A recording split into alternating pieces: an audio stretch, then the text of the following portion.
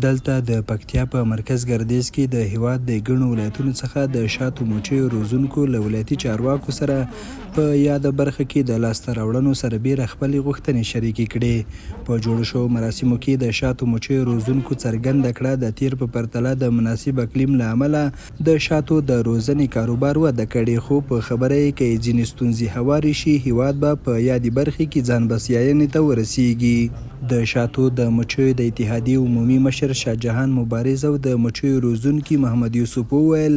که تولیداتو ته بازار موندنه، د بې کیفیته شاتو مخنیوی، د مچیو لپاره د نویو ګلانو، بوټو، ونو کرکیلې ساتنې او د مچیو د کاروبار لپاره د پرمختللو توکو په ورکړه کې همکاري وشي، ښایي د یاد کاروبار پانګوال لا زیات شي. که اوس هم موږ خارجي شات بند کو نو انشاءالله افغانستان خودکفا ده. ورسېدي موږ د نه بندېدو باعث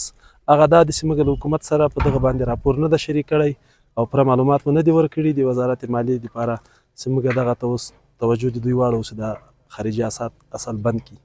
موږ بازار نه لرو، ما سره په ورځګنۍ شیشو به ته له وسه پورې او په لوڅ له پاکستان نه راځي تجاران راوړي، هغه په 10,000 خرڅېږي تومان 50 کیلو او د ما شیشو به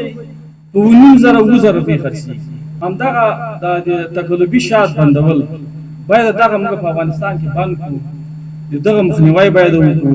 د پکتیا مرستیال والي شیخ انعام الله صلاح الدین او د کرنې رئیس مولوي سید امین هاشمي د مچیو روزونکو سره په یوه ګډه غونډه کې ویلي هڅې به کوي چې د افغاني شاتو تولیداتو ته په لویه کچه بازار موندنه وکړي او هم یې کاروباریانو ته ګڼې اسانتیاوې رامنځته کړي. نظام ته مضر وي، د نظام مسؤلیت وي، یو دا چې تا خصوصي سکتور ته تاوان ده، چې تا خصوصي سکتور ته تاوان ده، بیا هم په حقیقت کې د ما ملت ته تاوان ده، نظام ته تاوان ده، تا ته تاوان ده. د دې مخنیوی به په شریکه سره کوو، سل په سل اطمینان درکوو چې د دې مخه موږ سره کوو، خو چې تاسې څومره فارمونه دي جوازونه واخلئ، یو چا چې په خپل سر کوو عدلي وزارت ته معرفي کوي، زراعت وزارت ریاست ته معرفي کوي، او چا چې جال تزویر کوو هغه ته معرفي کوي، یو پلان او طرح جوړ کړي چې تاسې د پلان او د طرح څوک موافق وو، موږ د سره همکار 250 ټنه هغه کار شوی ده، دا یو لوی احصایه ده. او د پکتیا ولایت په اتحادیه کې شامل فارمونه چې ټول حاله دلته عملي فعال دي او د اتحادیې سره په رابطه کې دي، هغه 200 فارمونه دي چې هغه ټول حاله لپاره په مختلفو ساحو کې، مختلفو ولسوالیو کې مختلف خلک پرې کار باندې مصروف دي او دغه اتحادیې عضویت لري. د پکتیا د صنعت او سوداګرۍ رئیس مولوي عظیم الله بیا په نږدې راتلونکي کې د هیواد په کچه د شاتو او نور افغاني محصولاتو ته د بازار پیدا کولو په موخه د یو نندارتون د جوړېدو خبره کوي او هم یې ژمنه وکړه چې بهر ته به د شاتو په لیږد کې هڅې کوي. بازار موندنه یو مسؤلیت د موږ راځي، هغه که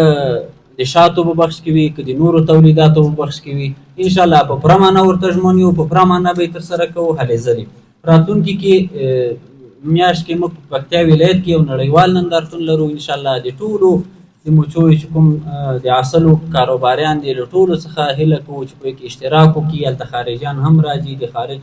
تجاران د پاکستان او د ایران د نورو هیوادونو هغه هم راځي. د پکتیا د کرنې ریاست د معلوماتو له مخې په دې ولایت کې دمګړۍ د شاتو مچیو 206 فارمونه شتون لري چې تیر کال یې له یادو فارمونو 250 ټنه شات ترلاسه کړي دي. حیران احمدزی، امید رادیو، پکتیا.